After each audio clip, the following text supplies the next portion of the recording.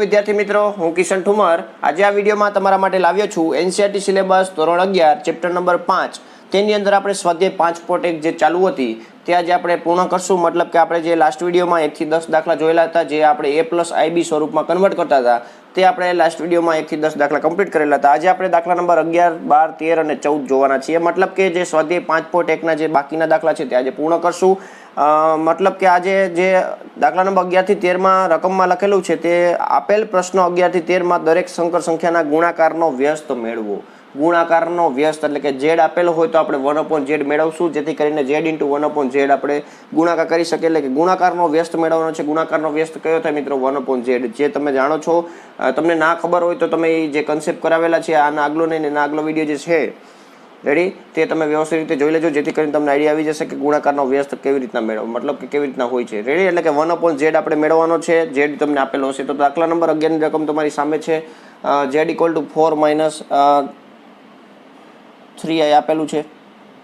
Ready મિત્રો, આપણે 1/z મેળવવું છે તો આને આપણે લખશું 1/z = 1/4 - 3i।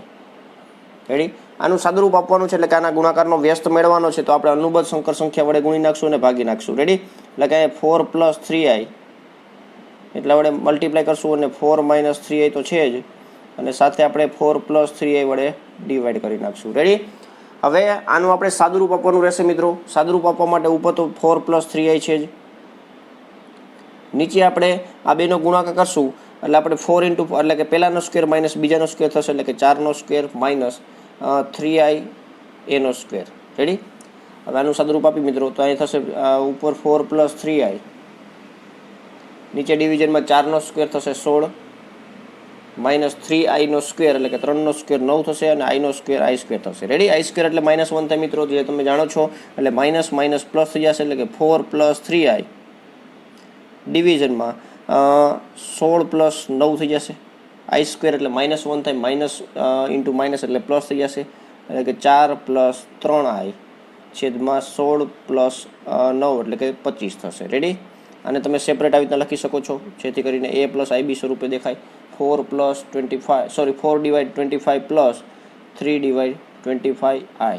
રેડી, તો મિત્રો અહીંયા અત્યારે આપણને 1/z મળી ગયો છે, જે 4 - 3i જે સંકર સંખ્યા આપેલી છે તેના ગુણાકારનો વ્યસ્ત તરીકે તમે ઓળખી શકો છો। રેડી મિત્રો, અત્યારે આપણે દાખલાની સ્ટેપ બાય સ્ટેપ પ્રોસિજર કરી। આ જ દાખલાને તમે હેતુલક્ષી પ્રશ્નમાં માની લો કે પૂછાયેલો છે તો તમે ડાયરેક્ટ ઓલી ફોર્મ્યુલા છે તે પ્રમાણે લખી શકો છો। કોઈ પણ સંકર સંખ્યા A+IB આપેલી હોય એટલે કે પ્લસમાં આપેલી હોય તો અંશ જે છે તે માઇનસ થઈ જાય, અને માઇનસમાં આપેલી હોય તો તે પ્લસ થઈ જાય। છેદમાં શું કરવાનું છે મિત્રો? તેને માનાંકમાં z મૂકી દેવાનું। માનાંકમાં z એટલે કે a² + b² નો વર્ગ, a² + b² તમારે મૂકી દેવાનું છે, એટલે કે માનાંકમાં z નો સ્ક્વેર તમારે મૂકી દેવાનું રહેશે। રેડી, જે મેં તમને ફોર્મ્યુલામાં લખાવેલું હતું કે 1/z એટલે કે z ઇન્વર્સ બરાબર a - bi છેદમાં a² + b²। રેડી, તેવી ફોર્મ્યુલા મેં લાસ્ટ વિડીયોની અંદર કરેલી, મતલબ લાસ્ટ નહીં પણ એના આગલા વિડીયોની અંદર મેં તમને સમજાવેલી હતી। રેડી, તો તે પ્રમાણે તમારાનું સોલ્યુશન ડાયરેક્ટ કરી શકો છો જ્યારે હેતુલક્ષી પ્રશ્નમાં પૂછાય ત્યારે। તો મિત્રો અહીં દાખલા નંબર 11 કમ્પ્લીટ થાય છે। આ જ રીતના હવે દાખલા નંબર 12 જોઈએ।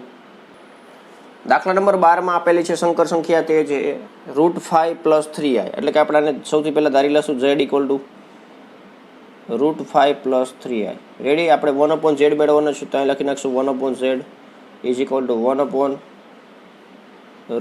+ 3i। રેડી, અહીંયા પણ પ્રોસિજર સેમ ટુ સેમ જ રહેશે। જે અનુબદ્ધ સંકર સંખ્યા છે એટલે કે √5 - 3i એના વડે ગુણી નાખશું અને એટલા વડે ભાગી નાખશું, એટલે કે √5 + 3i અહીં ઇન્ટુમાં આવશે √5 - 3i।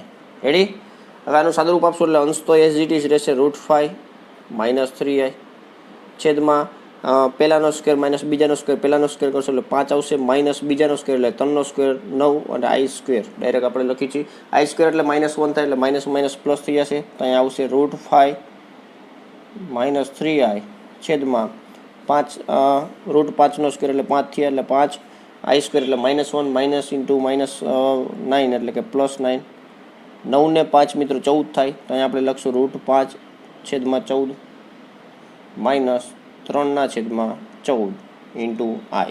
રેડી, તો મિત્રો અહીંયા એકાદ બે સ્ટેપ કટ કરીને આપણે ડાયરેક્ટ થોડી પ્રોસિજર કરેલી છે, પરંતુ હેતુલક્ષી પ્રશ્નમાં પૂછાય તો મેં તમને સમજાવેલું તે રીતના ડાયરેક્ટ કરી શકો છો। a - bi એ છે અહીંયા √5 અને b છે +3। રેડી, છેદમાં a square plus b square directly તમે મેળવી શકો છો. તો અહીં દાખલા નંબર 12 પણ કમ્પ્લીટ થાય છે. નેક્સ્ટ જોઈએ દાખલા નંબર 13. મિત્રો દાખલા નંબર 13ની રકમમાં છે -i. ડાયરેક્ટ આવી રીતના સંકર સંખ્યા આપેલી છે જેને આપણે z બરાબર ધારી લેશું -i, એટલે કે 0 પ્લસ 0 - i એવી રીતના સંકર સંખ્યા આપેલી છે. રેડી? તો મિત્રો આની 1/z મેળવવો છે, એટલે કે વ્યસ્ત સંખ્યા મેળવવી છે. તો 1/-i પહેલાં આવી રીતના લખી નાખશું. રેડી? હવે મિત્રો અહીંયા શું કરશું, આપણે i વડે ગુણી નાખશું, i વડે ડિવાઈડ કરી નાખશું. આનો તમે ડાયરેક્ટ હેતુલક્ષી પ્રશ્ન પૂછે તો ડાયરેક્ટ તમને આવડે છે, જવાબ આવશે i. કેવી રીતના?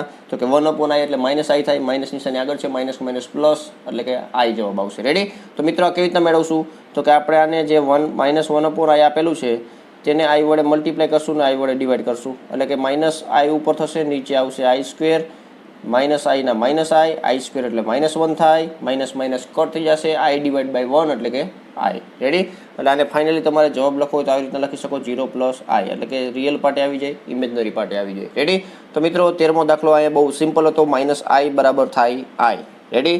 તો મિત્રો વ્યસ્ત -i × i કરશો એટલે તમને જવાબ -1 મળશે, કારણ કે અહીંયા આપણને +1 મળશે, કારણ કે ગમે ત્યારે કોઈ પણ સંકર સંખ્યા હોય તેની વ્યસ્ત સંકર સંખ્યા સાથે ગુણાકાર કરો એટલે 1 થાય, કારણ કે 1 જે છે તે ગુણાકાર માટેનો તટસ્થ ઘટક છે, એટલે કે -i × i કરશો એટલે તમને +1 જવાબ મળી જશે. રેડી? તો મિત્રો અહીંયા આપણે -i ની પણ વ્યસ્ત સંકર સંખ્યા જે હતી, વ્યસ્ત ગુણાકાર માટેનો જે વ્યસ્ત હતી તે આપણે ગોતી લીધી. રેડી? તો અહીં દાખલા નંબર 13 કમ્પ્લીટ થાય છે, એટલે કે 11, 12 અને 13માં જે આપણને પૂછેલું હતું કે ગુણાકારનો વ્યસ્ત મેળવો, તો તે અહીં દાખલા કમ્પ્લીટ થાય છે.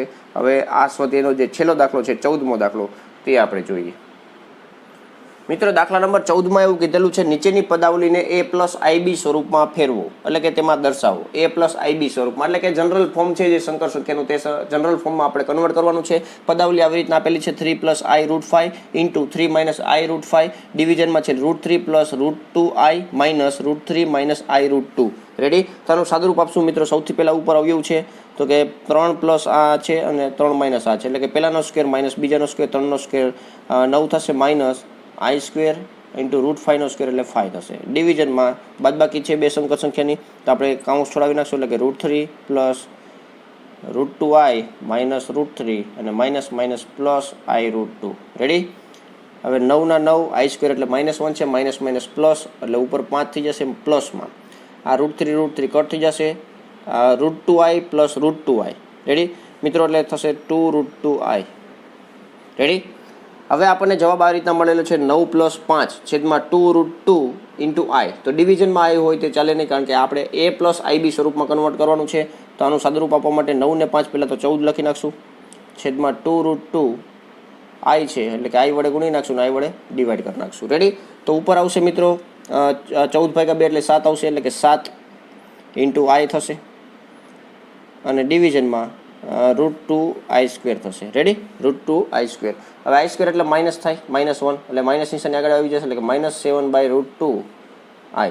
રેડી? તો મિત્રો જવાબ મળી ગયો, પરંતુ અહીંયા રિયલ પાર્ટ લખવો હોય તો આવી રીતના લખી શકો, 0 - 7/√2 × i. રેડી? એટલે કે આ આપણને સંકર સંખ્યા એક મળી ગઈ, 0 - 7/√2i. તો આ રીતના જે 14મા દાખલામાં આપણને પદાવલી આપેલી હતી તેને આપણે વ્યાપક સ્વરૂપમાં ફેરવી નાખી, એટલે કે 0 - 7/√2i. તો અહીં દાખલા નંબર 14 પણ કમ્પ્લીટ થાય છે, એટલે કે અહીંયા જે આપણે આજના વિડીયોની અંદર 11, 12, 13, 14 દાખલા 4 દાખલા કમ્પ્લીટ કરેલા, જેથી કરીને આપણે સ્વાધ્યાય 5.1 જે હતું તે કમ્પ્લીટ થાય છે પૂરેપૂરું. હવે નેક્સ્ટ જ્યારે વિડીયોમાં ભેગા થશું મિત્રો, ત્યારે નવા કોન્સેપ્ટ સાથે ભેગા થશું, જેમાં આપણે આર્ગંડ આકૃતિ અને ધ્રુવીય સ્વરૂપ, જે સંકર સંખ્યા આપેલું હોય તેનું એક નવું સ્વરૂપ છે, ધ્રુવીય સ્વરૂપ, જે આપણે ભણવાનું છે. તો તે આપણે નેક્સ્ટ વિડીયોની અંદર જોવાના છીએ. તો મિત્રો ત્યાં સુધીમાં આ વ્યવસ્થિત રીતે કમ્પ્લીટ કરી લો, અને આને રિલેટેડ જે કાંઈ પણ ઉદાહરણ છે સ્વાધ્યાય 5.1 તે પણ તમે કમ્પ્લીટ કરી નાખજો. રેડી? તો મિત્રો અહીંયા આપણે આ વિડીયો પૂર્ણ કરીએ છીએ. તો વિડીયો પસંદ આવ્યો હોય તો વિડીયોને લાઇક કરી દો, તમારા ફ્રેન્ડ્સને શેર કરી દો, અને ચેનલ પર પહેલી વાર આવતા હોય તો ચેનલને સબસ્ક્રાઈબ કરી દો. Thank you. જય હિન્દ.